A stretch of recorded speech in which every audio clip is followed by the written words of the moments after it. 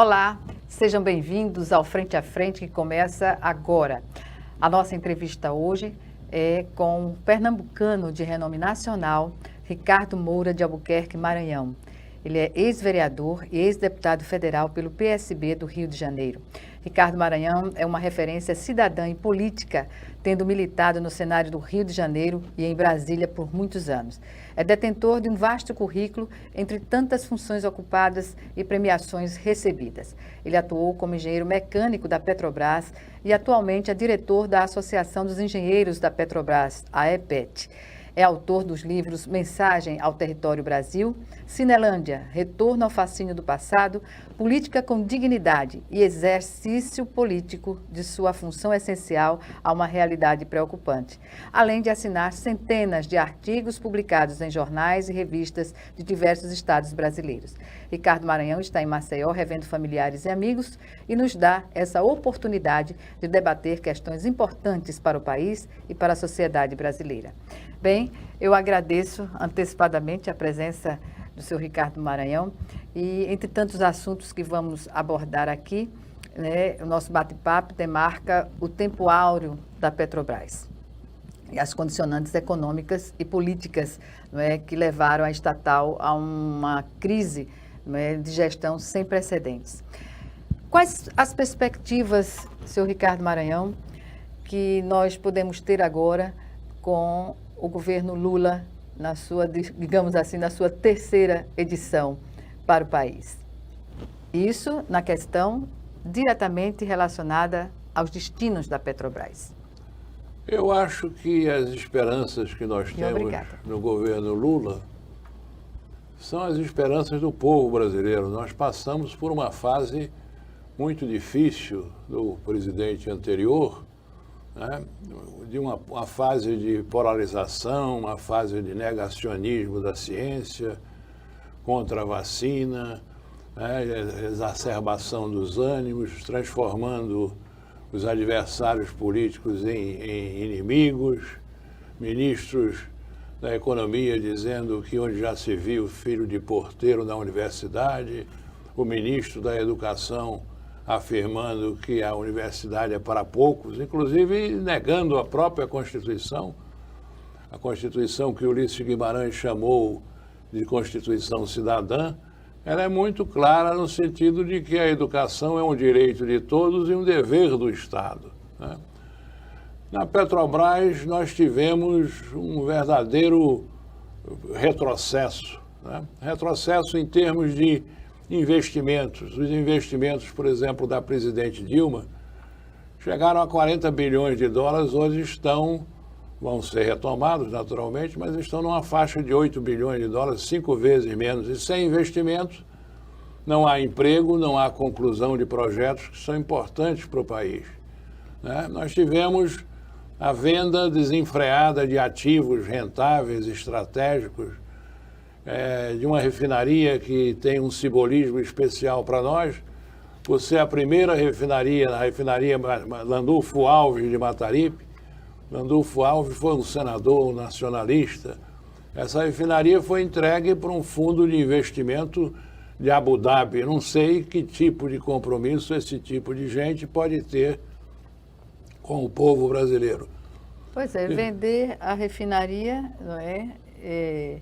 E nós tendo que levar o petróleo para refinar quando nós tínhamos refinarias no país. Exatamente. É uma contradição terrível. Contradição terrível, inclusive porque há uma refinaria em Pernambuco, ela está quase pronta, e esses sucessivos presidentes da Petrobras não cuidaram de concluir a refinaria, tornando o país dependente, sobretudo de diesel e de gás liquefeito de cozinha. Qual é a diferença básica e quais são as vantagens para o país que produz petróleo, como o Brasil, de ter refinarias?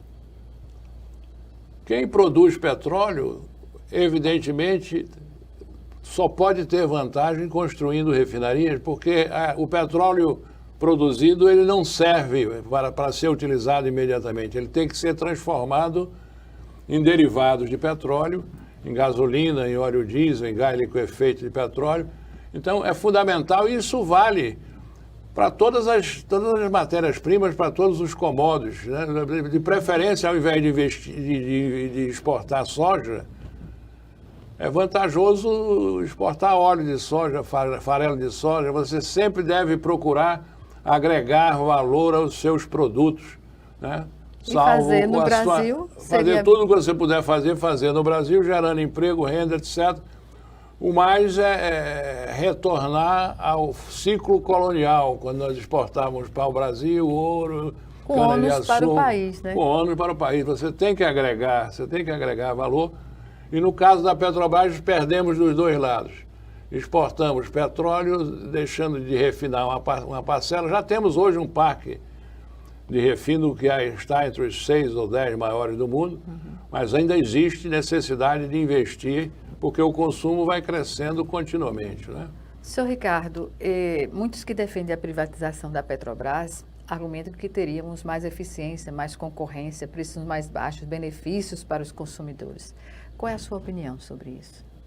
A minha opinião é de que isto é uma falácia, né? A Petrobras é uma empresa extremamente eficiente, tanto na produção de petróleo como no refino. Ela produz petróleo a preços decrescentes e suas refinarias, por exemplo, têm custos de operação inferiores às refinarias americanas. A Petrobras é um sucesso. A Petrobras é a maior realização dos brasileiros nos campos tecnológico, social, político. Os brasileiros podem se orgulhar da Petrobras. A Petrobras ganhou, nos últimos 15 anos, 3 grandes prêmios da Offshore Technology Conference, que é o maior encontro de empresas de petróleo realizado de 2 em 2 anos em Houston, nos Estados Unidos. E a Petrobras conseguiu um feito extraordinário, que foi a descoberta do pré-sal. O pré-sal é a maior descoberta de petróleo no mundo nos últimos 20 anos. E chama a atenção também do mundo para essa condição que tem o Brasil, não é? Exatamente, que nos deu uma autossuficiência e uma coisa que muita gente não sabe é que a indústria do petróleo ela é jovem no Brasil, né? Ela tem 80 anos e a Petrobras tem 70 anos numa indústria que no mundo tem 160 anos. Então ainda temos muito o que descobrir, temos muito que avançar e progredir. A associação dos engenheiros da Petrobras, como tem acompanhado essas crises que ocorreram e, na opinião do senhor como diretor, essas crises elas foram construídas para desacreditar e respaldar a privatização da empresa ou não teria nada a ver com isso? Não tenho a menor dúvida de que foram construídas e o discurso ele é mutável. Primeiro, a Petrobras tem a maior dívida do mundo, impagável. Isso é fake news? Hein? Isso é fake news? Fake news absoluta. E fake news divulgadas e patrocinadas por jornalistas importantes, como Sadenberg, como Miriam Leitão, né?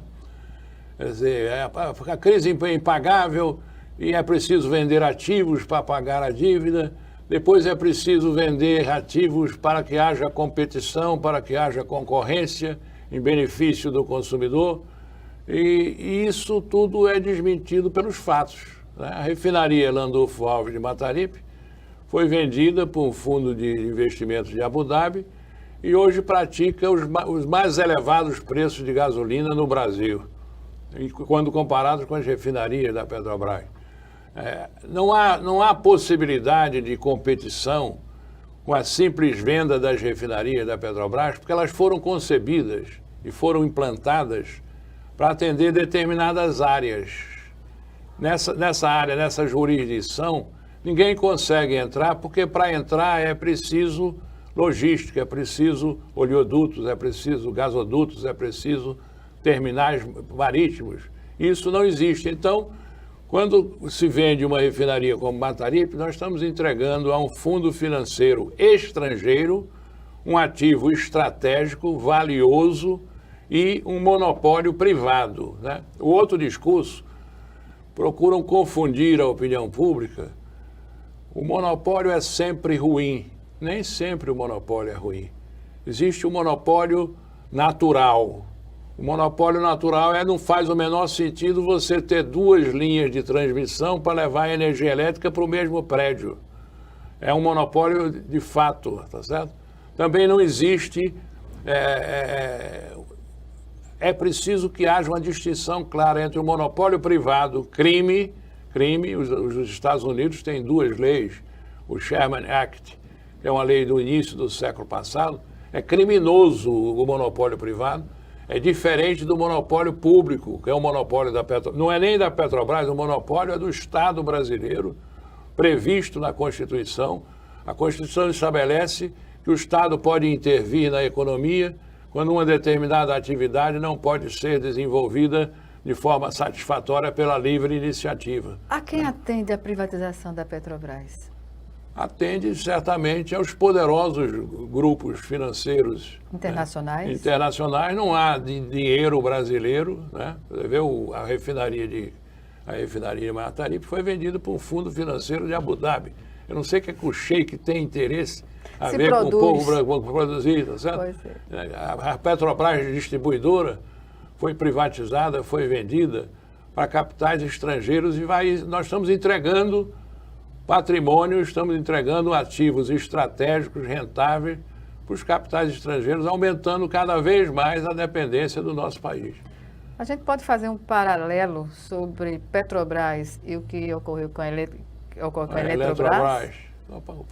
O paralelo absoluto, se nós formos consultar a história, nós vamos ver que o presidente Getúlio Vargas, na sua carta testamento, fato concomitante com seu suicídio, ele diz textualmente, na sua carta testamento, eu quis criar as liberdades econômicas do Brasil, as potencialidades através da criação da Petrobras.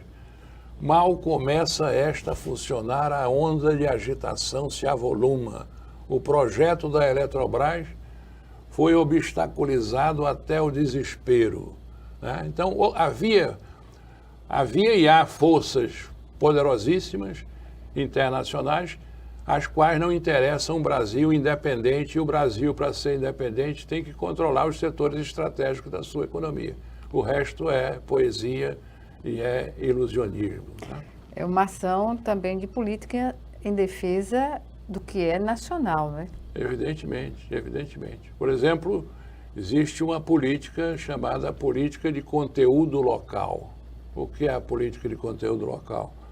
A indústria de petróleo requer investimentos na ordem de bilhões e bilhões de dólares. Então, tudo que você puder comprar em termos de serviços, de materiais e equipamentos no Brasil, gerando renda, gerando emprego, gerando tecnologia, é preciso prestigiar essa política de conteúdo local. E o que nós verificamos nesses últimos anos é a Agência Nacional do Petróleo sendo lenientes e tolerando, porque há previsão de multas para quem não cumpre essa política, e a Agência Nacional do Petróleo, dentro de uma orientação entreguista, né? O velho Barbosa Lima Sobrinho, jornalista brilhante, ele dizia, escreveu um livro, Japão, o capital se faz em casa.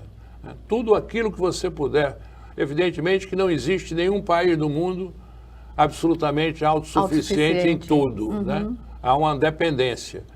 Nós somos um país que nós temos uma característica privilegiada. Privilegiadíssima. Quer dizer, nós podemos produzir uva e maçã em Santa Catarina e algodão e cana-de-açúcar em Alagoas, no Nordeste. Exatamente. E pergunto, como o senhor define a riqueza energética do Brasil? Poderia ser maior? Eu acho que não, Gorete, porque o Brasil é privilegiado em quase tudo. Né? Nós temos, afora na parte da energia, que eu vou rapidamente abordar com você, nós temos cerca de 20% a 25% das reservas de água doce do planeta. Né? A água é mais importante até do que o petróleo. O petróleo é muito estratégico. Sem petróleo não há energia, não há movimento, não há civilização, mas sem água não há vida. Né? Agora, do ponto de vista energético, nós temos biomassa, né? Temos soja, temos álcool de cana, né? Temos um índice de insolação enorme, nós temos a sexta maior reserva de urânio do mundo, nós temos o pré-sal que pode colocar o Brasil entre as 4 ou 5 nações de maiores reservas do mundo. O pré-sal ainda está, embora 10 anos, ou mais, um pouco mais de 10 anos, ainda está em avaliação. Então nós temos vento, nós temos insolação, nós temos biomassa, nós temos petróleo, nós temos urânio, né? E temos uma gama de fontes energéticas, tanto fósseis como as fontes energéticas sustentáveis, sobretudo a energia eólica, a energia, né? Pois é, considerando todas... Hidrelétrica, uma grande parte. Nós temos a matriz energética brasileira, é a mais limpa do mundo, porque nós temos a biomassa e temos uma parcela muito grande de hidroeletricidade, né? E diante dessa diversidade, por que tanta importância para o óleo e o gás natural? O gás natural e o petróleo são extremamente importantes para a humanidade, porque apesar de todo o discurso do carro elétrico, da energia sustentável, mais de 60% da energia do mundo ainda vem do óleo e do gás natural. E chega a 70% se nós adicionarmos o carvão, que é mais poluente do que os dois anteriores, né? O senhor me dizia anteriormente que a Alemanha ainda se... A Alemanha vale hoje, do carvão, a base do carvão, a China, China, uma grande parte da energia elétrica alemã e da chinesa são energia gerada a partir do carvão. Agora, a energia é muito importante, e o petróleo, o gás e o carvão, por serem fontes energéticas primárias e principais, se tornam, né? Sem energia, o que é a energia? A energia é a capacidade resumidamente, a capacidade de produzir trabalho. É levar e abaixar a carga, esquentar e resfriar ambientes, iluminar. Sem energia não se faz nada. E quanto mais rica, mais civilizada uma sociedade, mais elevado é o consumo per capita de energia, né? Eu queria aproveitar o seu programa para falar um pouco eu queria dizer da minha alegria de estar em Alagoas. Que bom. Alagoas, a terra dos marechais, dos alagoanos de contribuições decisivas para o desenvolvimento do país. Alagoas de Nise da Silveira, que revolucionou o tratamento psiquiátrico no Brasil.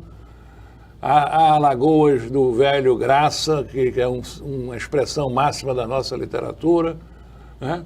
A Lagoa do Menestrel, que lutou pela redemocratização do país, né? E a Alagoas de Tavares de Miranda. Tavares Bastos. Tavares Bastos e Tavares de Miranda também, que foi até matemático, ele foi sociólogo, matemático, acadêmico, magistrado, e Alagoas dos meus queridos amigos Ronaldo Lessa e Aldo Rebelo.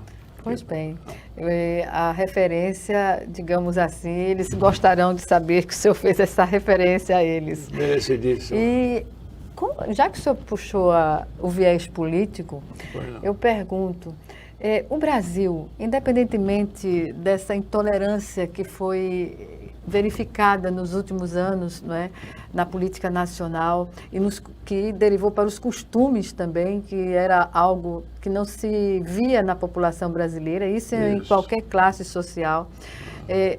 Perdemos grande parte da nossa cordialidade, né? Exatamente. Pode-se dizer que o Brasil vai voltar às condições que tinha anteriormente?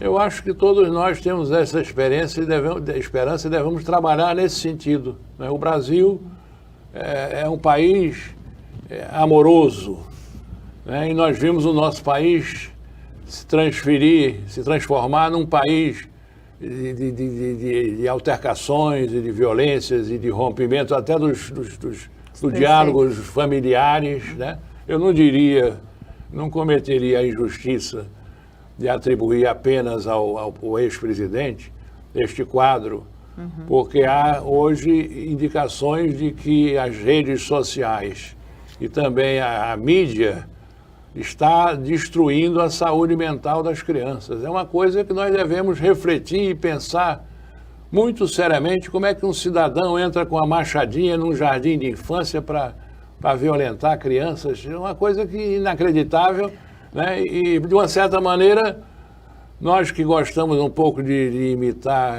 os Estados Unidos, os americanos, parece que ainda pegamos também...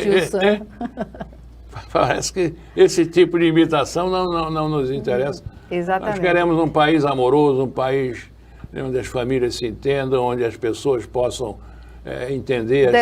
Respeitar a opinião contrária, contrária. Isso é democracia. O resto é... Né? Uhum. Nesse sentido, o senhor acredita que o Brasil vai ter maturidade para fazer, digamos assim... Nós temos uma internet aberta, está em discussão aí a regulamentação. No Congresso, né? Parece que estão votando hoje. Exatamente. E quais as esperanças que a gente pode ter nesse sentido? Porque a tecnologia chegou às mãos das crianças e agora é um mundo que não se tem controle, né? É um mundo, o mundo digital, ele tanto pode ser benéfico como produzir essas mazelas, né? Não tem a menor dúvida.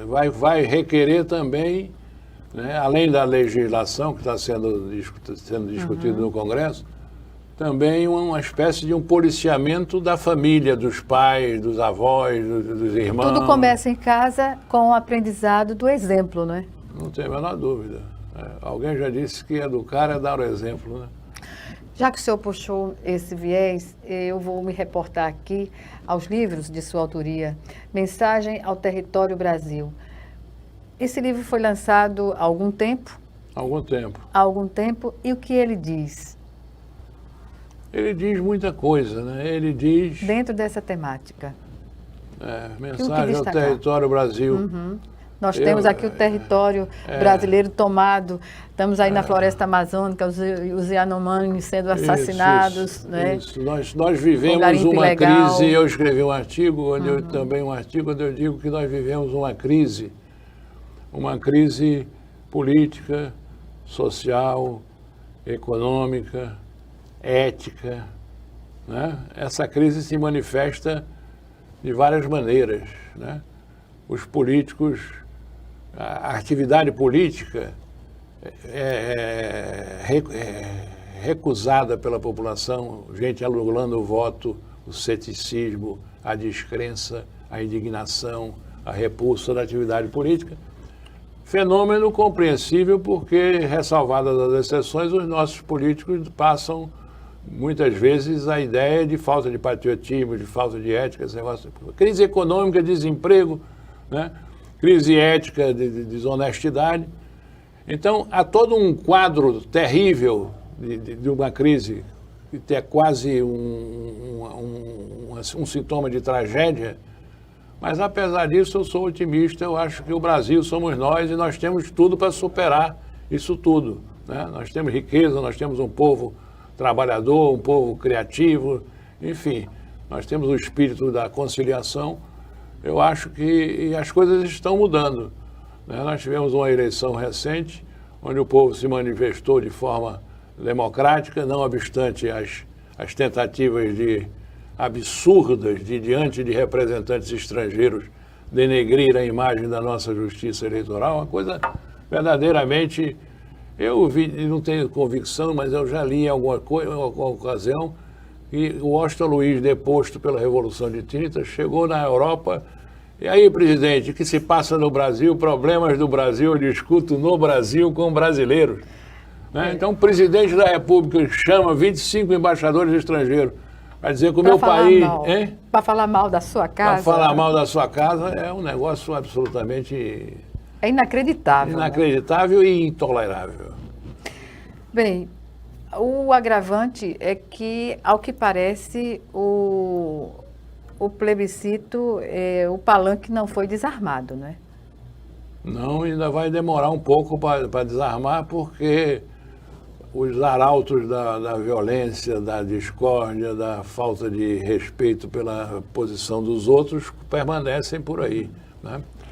Eu vi, por exemplo, um episódio agora, uma exposição agropecuária, eu não sei se, acho que em Santa Catarina, não sei aonde, o presidente lá do agronegócio, do evento em Uma si, indelicadeza se recusou a convidar o ministro da Agricultura, que seria a autoridade máxima num evento desse tipo, né? Uma grosseria e, por outro lado, institucional, digamos institucional. Pelo outro lado, também acho que o governo reagiu, mas depois parece que voltou atrás, no sentido de que o Banco do Brasil não daria contribuição para o evento. Aí você vai trocar a mesma moeda, né? Então parece que voltou, o banco vai dar a contribuição. Mas... Pois é. O senhor falou em mesma moeda e me lembrou agora a situação do Banco Central junto com o governo, né? A quebra de braço que está existindo. Eu não consigo entender nessa relação o fato de que no Banco Central vão os economistas, né, que atuam na iniciativa privada. Eles vão para o Banco Central e de lá eles saem e voltam para a iniciativa privada. Isso não gera uma... É o que nós chamamos de porta giratória, né? Claro que gera. Distorções, né? Distorções do que é importante. Conflitos de interesse. Exatamente. Entre o privado e o Estado. E o público, né? claro. Público. E por outro lado, determinadas figuras que foram criadas, a independência do Banco Central, o presidente da República não pode imprimir, representante do povo eleito não pode imprimir a sua orientação no Banco Central, porque o presidente lá tem um mandato e ninguém pode mexer nele. Isso é um verdadeiro absurdo. Depois, independência... Que independência é essa cara pálida, tá certo? Porque, na realidade, isso que você está dizendo são servidores não, são gestores que vêm do mercado financeiro. Né? E a quem interessa essa política de juros estratosféricos? Exatamente. Tá, quer dizer, a discussão é no sentido de que nós precisamos de juros altos para combater a inflação, né? Eu não sou economista, sou engenheiro, mas li muito economia. Mas é elementar, né? Então, você combate a inflação com juros altos se você tiver uma inflação de demanda. Tem muita gente querendo comprar, a produção está limitada, então os preços sobem. Se você aumenta a taxa de juros, o sujeito já não pode comprar a prazo, você diminui a demanda, né? Mas nós não temos excesso de demanda, pelo contrário, a gente está precisando vender muito mais para gerar emprego. Então isso tudo é um absurdo, é entregar o galinheiro à raposa, na minha opinião, né? Para usar uma expressão... A raposa tomando conta do galinheiro, né? A raposa tomando conta do galinheiro. Pois bem, em relação ainda a isso, para a gente encerrar esse bloco, como o senhor vê colocar essas questões econômicas, digamos assim, na Bolsa, o mercado financeiro avaliando o desempenho da economia de um Estado, de um país? O presidente Itamar Franco, meu colega engenheiro, admiro muito, foi um grande presidente, ele tomou uma determinada atitude, inclusive nessa área, ele disse para a Caixa Econômica e para o Banco do Brasil, que são bancos públicos, vamos baixar os juros. O mercado, né, reagiu e ele disse, eu não governo para o mercado, eu governo para o povo. Né? Está faltando um pouco disso, dessa atitude. Está faltando muito disso, está faltando coragem de um presidente com coragem. Né? Não é possível que a título de controlar o déficit público, o ministro Paulo Guedes tenha mantido os preços da merenda escolar. Eu sei disso porque meus netos estudam no Colégio Pedro II, que é uma instituição centenária, né? E o meu netinho menor pediu para a vovó, arranja um pouquinho de não sei o quê, para lá, que essa merendeira está dizendo que o dinheiro da merenda não dá. Né? Então, é inconcebível que a gente coloque esse fetiche do déficit público, do controle, acima da sociedade, dos interesses da sociedade. Tem gente morrendo enfim. Exatamente. Senhor Ricardo Maranhão, voltando à questão da energia, do marco energético do país, o senhor acredita que hoje, no que se refere à energia, economicamente, o país vai ter a condição de gerir essa abrangência que nós temos hoje? Eu acho a questão que... política e a questão econômica são determinantes para que o avanço seja colocado, não é? Não tenho a menor dúvida. Eu acho que nós temos condição de fazer a gerência desses recursos abundantes que nós temos, desde que nós consigamos fazer com que a orientação nacionalista do Projeto Nacional de Desenvolvimento, considerando que esses setores são setores estratégicos, prevaleçam, né? Porque, por exemplo, a privatização da Eletrobras, que é cantada em verso e prosa, mostra que no passado nós tivemos empresas estrangeiras concessionárias de energia elétrica que pouco fizeram em termos de desenvolvimento. A Eletrobras fez muito mais, mas muito, muito mais. Eu era um jovem engenheiro da Petrobras, na década de 70, e depois do almoço eu trabalhava num edifício do 22º andar, não havia ainda o edifício sede da Petrobras na Avenida Chile. Eu era obrigado a subir 22 andares porque o Rio de Janeiro estava sob racionamento. E a concessionária era Light and Power, porque o povo brincalhão chamava de o polvo canadense, né? Então eu acho que sobre muitos aspectos nós estamos retrocedendo, nós estamos voltando ao passado, nós estamos voltando a um modelo colonial onde os serviços públicos eram todos eles dominados por capitais estrangeiros, concessionárias estrangeiras. Era o Pernambuco Trams em Pernambuco, era a Light no Rio de Janeiro e São Paulo, era o ITT que o Brizola nacionalizou, né? Nós temos que acabar com isso, nós temos que tomar o controle da energia no Brasil, mostrando que nós temos capacidade para fazer isso e com muito mais voltado para os interesses do nosso país do que grupos estrangeiros. Sobre outra fonte energética, eu pergunto, qual é o futuro da gasolina, né, com as montadoras de veículos fabricando carros elétricos, por exemplo? É uma boa pergunta, né? O ministro Paulo Guedes... Carros híbridos também. Claro, mas o ministro Paulo Guedes, na sua ignorância combinada com a má-fé, ele disse, dentro de 30 anos a Petrobras não vale nada, né? Porque a Petrobras... Previsão, entre aspas. Previsão, entre aspas, o hoje senador Sérgio Moro, a Petrobras é uma empresa atrasada, porque ela só cuida de combustíveis fósseis, né? É uma ignorância combinada com má fé, porque a tendência da Petrobras, que tem o maior centro de pesquisa da América do Sul, com 1.800 técnicos, dos quais pelo menos uns 1.000 têm doutorado e mestrado, a tendência da Petrobras, como de toda grande empresa de petróleo, é se transformar numa empresa de energia. E respondendo especificamente à questão da gasolina, a gasolina, o diesel, o querosene, enfim, os combustíveis, são o segmento menos nobre da indústria do petróleo. O petróleo você faz nylon, você faz polietileno, você faz PVC, você faz polipropileno.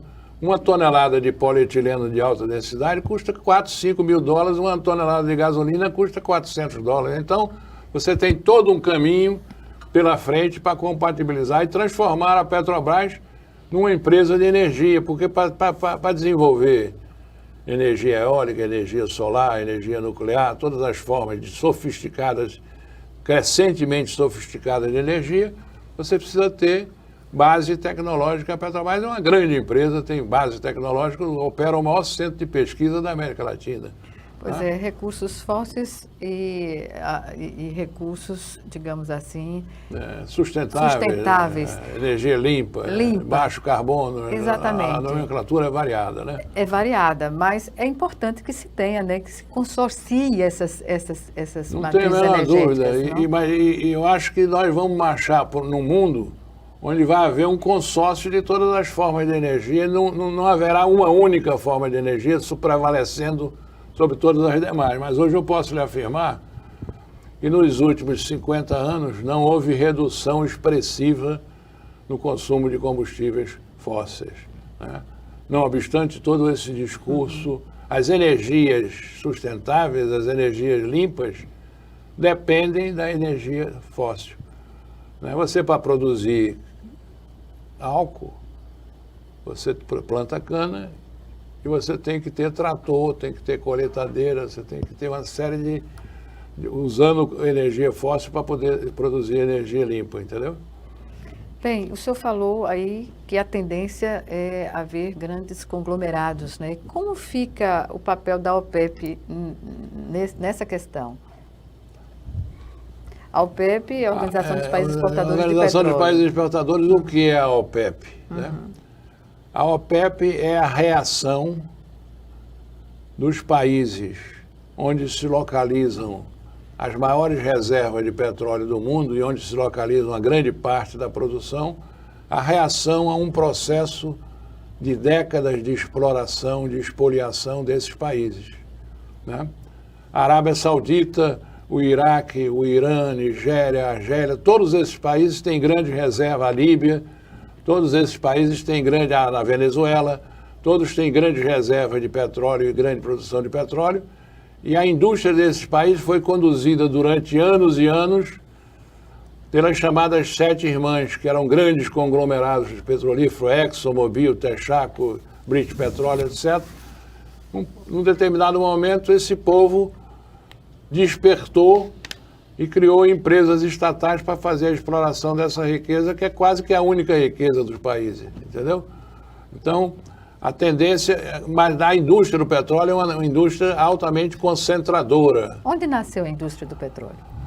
Nasceu na Pensilvânia, nos Estados Unidos, em 1859, portanto ela tem 164 anos. A nossa Petrobras só tem 70 anos e já está no rol das 10 maiores do mundo. Numa indústria de 170 anos, a Petrobras com 70 anos está entre as 10 maiores do mundo. E o que é determinante para esse protagonismo da Petrobras? O que é determinante? Determinante, primeiro, a vontade do povo brasileiro de criar a Petrobras. A Petrobras não nasceu por um acaso, ela é fruto do maior movimento de mobilização popular da história do Brasil. A campanha do Petróleo é Nosso, de 1947 a 1953, quando Getúlio criou, né?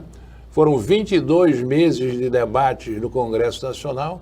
Então é uma solução muito pensada e essa sociedade deu apoio à Petrobras e deu à União, ao Estado brasileiro, um monopólio. E o fato de a única empresa capaz de produzir petróleo no Brasil, refinar petróleo, ser a Petrobras, acoplada numa grande economia, que é a economia brasileira, fez com que ela crescesse extraordinariamente. Tanto que em 70 anos se transformou numa das 10 maiores do mundo. Né? Pois é, e o que dizer da Bolsa e o mercado de papéis nesse contexto? Né? Muitas vezes a Petrobras se coloca que a Petrobras vai atender mais aos acionistas, né, da parte que está privatizada. Bom, do que... Grande pergunta essa, boa pergunta. Né? A Petrobras tem 700 mil acionistas, mais de 700 mil acionistas. São acionistas homens, mulheres, brasileiros, estrangeiros, trabalhadores que compraram as ações da Petrobras com fundo de garantia, né? Fundos de pensão nacional, fundos de pensão estrangeiros. Né? A Petrobras, as ações da Petrobras representam entre 10% e 13% do índice da B3, que é a antiga Bovespa, Bolsa de Valores de São Paulo. Né? E no último ano, essa administração que foi substituída agora, mas ainda no governo anterior, distribuindo dividendos absurdos, mais de 200 bilhões de reais de dividendos. Né? Nós não devemos demonizar os acionistas. É natural que um acionista pretenda ter uma remuneração e compra as ações. Tem viúvas que têm ações da Petrobras e estão recebendo esses dividendos. Mas a Petrobras não pode pagar esses dividendos astronômicos em sacrifício de outras atividades. Ela tem que reservar uma parte do lucro para investir, reinvestir, criando emprego, crescendo, em benefício do próprio acionista. Certamente. Tá certo? Bem, eu lamento informar senhor Ricardo Maranhão, que nossa entrevista chegou ao final e aí eu reservo esse minuto final, meio minuto final, eu as suas também considerações. lamento porque a entrevista formidável e eu queria deixar aqui o meu minha afetuosa mensagem ao povo de Alagoas, povo valoroso, né? Como já mencionei aqui, em vários segmentos da vida nacional, e dizer que eu tive muito orgulho de ser entrevistado por você. Né? Obrigada. E na casa dos representantes do povo de Alagoas, na Assembleia Legislativa de Alagoas, eu acho que Alagoas é parte do Nordeste, né? Eu me lembro que eu escrevi um artigo, Esses Paraíbas, porque o ex-presidente se referiu ao governador do Maranhão, esses Paraíbas, né? E eu tenho muita condição, tenho muito orgulho de ser paraíba, de ser pernambucano, eu não abro mão, fui para o Rio de Janeiro com 6 anos, mas eu não abro mão, né? E este povo do Nordeste prontifica e lidera em todos os segmentos da vida nacional. Você vai na Academia Brasileira de Letras, metade de pernambucano, de alagoano, nordestino, e assim é na música, é na política, é nas Forças Armadas, né? Você vê o nosso caso aqui, o velho Graça e... Né? É verdade. Enfim. Enfim, chegamos ao final. Muito obrigado pela agradeço. paciência com que me ouviu. Imagine, o senhor é um professor de ensinamentos, né, incalculáveis. Foi uma pequena demonstração aqui no programa. E você é uma jornalista de uma generosidade exagerada. Obrigada, obrigada e até uma próxima oportunidade. Até. Obrigado. Obrigada a você também que nos assistiu e até o nosso próximo encontro aqui, frente a frente, também com você.